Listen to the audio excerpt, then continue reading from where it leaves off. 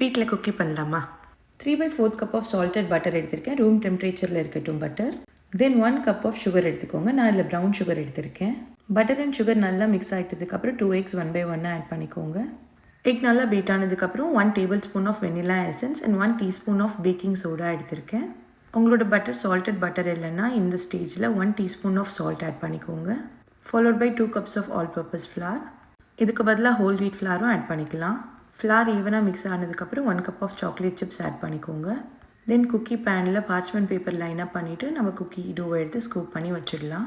நான் ஒரு 10 மினிட்ஸ் முன்னாடியே 375 டிகிரி ஃபேரன்ஹீட்டில் அவனை ப்ரீ ஹீட் பண்ணிட்டேன்.